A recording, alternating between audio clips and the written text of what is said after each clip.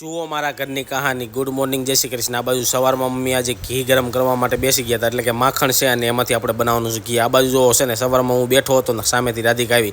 કેટલા લોકોના ઘરે એવું થાય, બાયુથી ડબ્બા નથી ખુલતા, પછી આપણે તે લોકોને ડબ્બો ખોલી આપ્યો અને પછી જો આ બાજુ મમ્મી છે ને ચા બનાવતા હતા, પણ આપણે ચા તો બંધ કરી છે એટલે ચા નથી પીવાની. આપણે તો આ એપલ ખાવાનું છે, તો એપલ ખાવા માટે આપણે પહેલાં નાહવું જોઈએ. અને આ બાજુ જો કાંઈક બનવાનું છે એટલે રાધિકા સવારમાં ધાણા સાફ કરવા મળી, નાઈને મસ્ત ફ્રેશ થઈ ગયો, એપલ કટ કરીને ખાવા માટે બેસી ગયો. અને આ બાજુ જો મમ્મી બપોરની જમવાની તૈયારી ચાલુ કરી દીધી, કુકર મેકી દીધું હતું ને મને એવું લાગે મગનું શાક બનાવું. પછી હું નીકળી ગયો તો એક જરૂરી કામ માટે બહાર જવા માટે. અને જો આજે આપણા ક્રોસ મસ્ત મજાના સાફ કરીને છે. કોના ક્રોસ બહુ મેલા થાય છે. પછી ચાવી લઈને હું પહોંચી ગયો તો સોનલના ઘરે જવા માટે. તો ત્યાં જો સોનલ અને રિસીવ તો સૂતો હતો. પછી અમે ગયા હતા રિસીવના કપડાં લેવા માટે. શું લઈને આવ્યા તો એક આ ટોપો અને એક આ જોડી લઈને આવ્યા. ત્યાંથી હું ઘરે આવી ગયો હતો. ને બપોરના જમવામાં તો આજે પાટોડી બની હતી, એકદમ સરપ્રાઈઝ મળી ગઈ. પછી મગનું શાક રોટલીને અમે બધા લોકો સાથે જમવા બેસી ગયા હતા. સાંજનો ટાઈમ થયો એટલે ફરી પાછું કુકર મૂકી દીધું. પણ આજે તો કાંઈક નવીન બનવાનું